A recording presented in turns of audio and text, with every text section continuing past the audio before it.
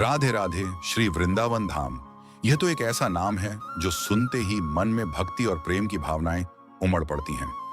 यह केवल एक स्थान नहीं बल्कि एक अनुभूति है, एक दिव्य लोक है जो भगवान कृष्ण की मधुर लीलाओं से गुंजायमान है। वृंदावन धाम ब्रजमंडल का हृदय है, वह पावन भूमि जहां राधा और कृष्ण ने अपनी अनगिनत प्रेममयी लीलाएं की। ऐसा माना जाता है कि वृंदावन में कदम रखते ही सांसारिक बंधन ढीले पड़ने लगते हैं और मन सहज रूप से भगवान की ओर आकर्षित होता है।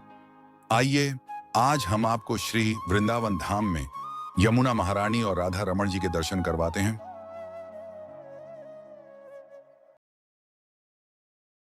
और आनंद से भर देता है।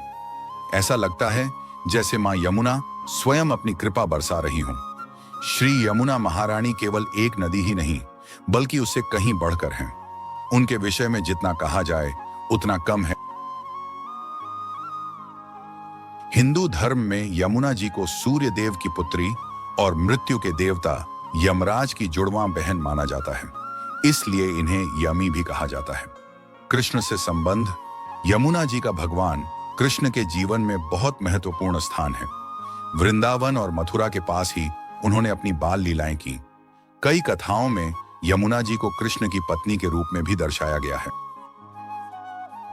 ऐसा माना जाता है कि यमुना जी में स्नान करने से पापों का नाश होता है और मोक्ष की प्राप्ति होती है। दुर्भाग्यवश यमुना जी आज प्रदूषण की गंभीर समस्या से जूझ रही हैं, खासकर दिल्ली के आसपास के क्षेत्र में। यमुना जी को स्वच्छ करने के लिए कई प्रयास किए जा रहे हैं, लेकिन अभी भी बहुत काम करना बाकी है। यमुना जी का आध्यात्मिक और सांस्कृतिक महत्व अतुलनीय है। वे न केवल एक नदी हैं, बल्कि हमारी आस्था और परंपराओं का एक अभिन्न अंग है। उनकी पवित्रता और महत्व को बनाए रखना हम सभी का कर्तव्य है। और फिर ब्रज की गलियों से होते हुए लाडले श्री राधा रमण जू के चरणों तक पहुंचना, ये तो परम सौभाग्य की बात है। राधा रमण का अर्थ है राधा में रमण करने वाले या राधा को आनंदित करने वाले। यह नाम भगवान कृष्ण के साथ राधा रानी के अटूट प्रेम और उनके आनंदमय संबंधों को दर्शाता है। कहा जाता है कि गोपाल भट्ट गोस्वामी नेपाल से 12 शालिग्राम शिलाएं वृंदावन लाए थे। एक दिन उन्होंने अपनी गहरी इच्छा व्यक्त की कि उनके पास भी एक ऐसा विग्रह हो जिसकी वे सेवा कर सकें। आश्चर्यजनक रूप से एक शालिग्राम शिला स्वयं ही श्री राधा रमण जी के सुंदर रूप में प्रकट हो गई। श्री राधा रमण जी का दर्शन अत्यंत मनमोहक होता है। उनकी शांत और करुणामयी दृष्टि भक्तों के हृदय को छू लेती है। मंदिर में हमेशा प्रेम और भक्ति का एक अद्भुत वातावरण रहता है, जो भक्तों को भगवान के करीब महसूस कराता है। श्री राधा रमण जी वास्तव में प्रेम और भक्ति के साकार रूप हैं। उनका दर्शन करना और उनके बारे में जानना भी हृदय को शुद्ध और आनंदित कर देता है। आपके प्यारे लालजू सच में बहुत नटखट और मनोहारी हैं। हमारे प्यारे लालजू का नटखट रूप तो मन को और भी मोह लेता होगा। उनकी हर अदा में प्रेम और आनंद झलकता है। यह अनुभव सच में बहुत खास है। श्री राधा रमण मंदिर सचमुच प्रेम और भक्ति का जीवंत केंद्र है।